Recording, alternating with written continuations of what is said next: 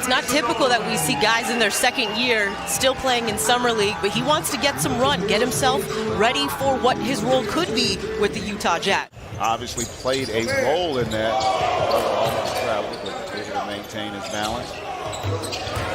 That corner three from Sneed, and finally someone gets on the board here. We were going scoreless for a little bit. The Jazz lost to them in the first round, I should say, and Luka didn't play the first 3 games of that series, and Danny Ainge, he found that unacceptable, and he showed it through his actions. Did a great job in terms of a player evaluating and drafting, and so that could be very beneficial for them moving forward, but ultimately you still got to put a product out there on the floor, and they're ending up having to play late in the shot clock against a set defense, and that is just difficult to have success. Thunderberg able to get the dunk and snap a 7-0 run from Dallas. Harding. Nice jumper from him on the pull-up. Coming back the other way. Butler couldn't get it to go. Harding in transition, the 3. Does he get it again?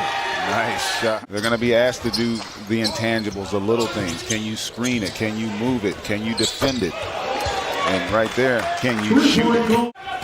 Harding works off the screen.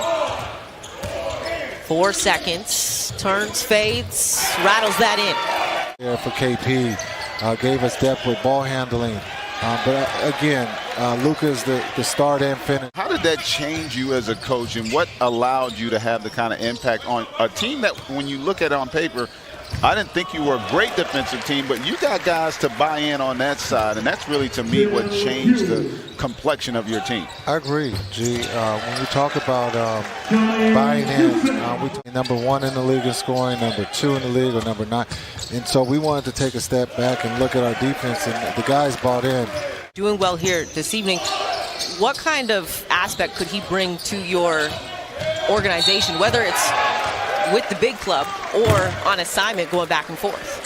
Yeah, when you talk about AJ and the growth that he's had, I forget it. I agree with that. I never thought that Kareem's record would be broken in terms of scoring. I never envisioned a scenario where that was plausible.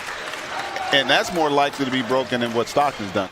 You know, even though Steve Nash is one of the best to ever play the game, that point guard position, you know, there's a lot still that has to be developed and figured out as a coach. They had to trade for James Harden, then they trade James Harden, and they decide they don't want Kyrie to come and play half the season. Like, all that stuff led into attacking.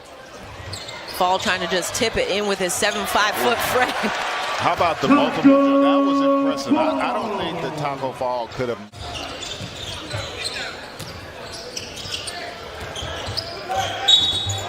And there you go. That first really great cut you saw there. The glaring issue for the Dallas Mavericks was their front line depth, or lack thereof. A great play there on the backdoor cut for Lawson on that beautiful finish. They went out and got a guy who's got tremendous versatility in Christian Wood. Running Rebel, by the way. I'm just a shameless plug. But, you know, 6'10", 6'11", can shoot it. You got a strong hand. Somebody getting set. Thunderberg, nice follow-up on the flush on him first. That point. Led to what would have been a block. Great point. Harding, step back. Such a beautiful shot from him. I tell you what, he has been impressive with his ability to create space and get to his spot. Butler gets that to go at the buzzer. You've got to force the defense to have to rotate, and that's where you can get some opportunities to create space. As he gets his first shot to fall here in the third quarter. And if you notice, he gets it back on a redirect, able to catch that one in rhythm and knock down the triple. Butler goes high. Thunderberg flushes it home. That was a beautiful find there by Butler, showing his ability to play make for the Jazz. Right off the pump fake. Pretty 47-46 here. Dallas with the lead. Morrow, nice teardrop. Yeah, and I tell you, Butler's doing a much better job in the second half of creating opportunities to attack with his pass. He's strong. Invariably, half the room will get it wrong. Of course. You know, because that's just what it is. It's a really difficult job, and that's a nice finish there. I think young fella on the attack. Lawson showing some serious skill with the basketball. Because they play 35, 38 feet. You got a guard out there. Guys can shoot the ball from there. So the game has completely changed in that regard. Puts a lot of pressure on the officials. Now, I could not do it whatsoever. Wouldn't want to try it. You could. You may not like doing it. Now, I could not do it whatsoever. Wouldn't want to try it. You could. You may not like doing it, but you could. Hardy, you notice the last couple times he's gotten rhythm shots. Nice attack there by Snead. It's not like he's just like, let me try this out. Let me call Adam Silver. Let's just go and get him signed up. You know, the players would actually enjoy that. For sure. He'd probably kick out about 5 or 6. Caleb Honesley getting that to go. And we've got the multiple box here. You see Monty McCutcheon. The first time, like, you didn't realize that they could do it, because we discussed it, but like until you actually see it in the game, it can catch you off guard.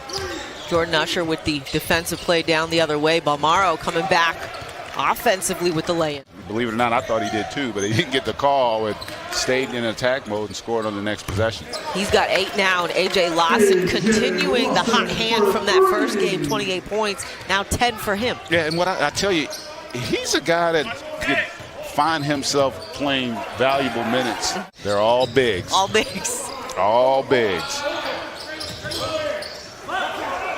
Justin Robinson, the step back 3. That was an NBA move. That beautiful footwork on that step back. Out of Virginia Tech.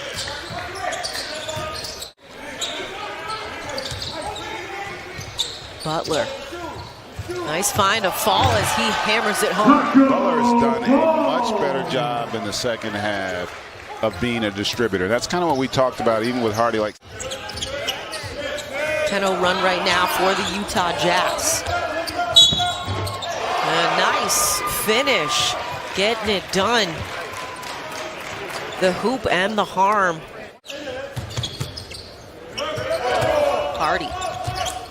Snead doing a good job defending him. Lawson rises and connects. Yeah, Lawson able to knock it down. Hardy was a little late on the pass, but he still was able to recognize and had enough time to get it to him in rhythm. 13 does not fall. Robinson with the rebound. As you said in that third quarter, some nights it's just not your night, and it might be that way for Hardy. Tell you what, that was a really nice finish there by Williams with the left hand. Jonathan Williams. Alston. 3 seconds. Still put that up, even with the defender there. Basketball doesn't always have to be pretty. As Hardy, that's probably the 2 easiest points he's had this evening. We're going to see somebody before. We got, what, 6 more games? Well, you and I got how many more? 4 more. 4 more. Four so more we after will. Tonight. I'm going to go out on a limb and say we will see somebody get 10. We should see if that's a bettable thing. We're in Vegas. Come on, man. Everything's bettable in Vegas. Come on. And his decision was a wise one. Yes, it was. Hardy read that well defensively. Lawson, step around, use that beautifully. Possessions don't have the same efficiency or effectiveness here down the stretch. Alston, that was a nice high arcing shot. He's looking to attack. If it's not there, he gets off it. 7-0 Dallas run. Butler, teardrop. Taco Fall follows it.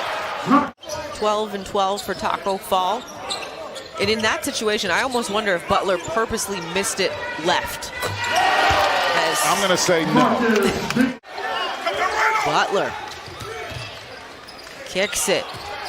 Juzang, step back 3, connects. Now that was a really good possession. My question is, can the ref get it up high enough?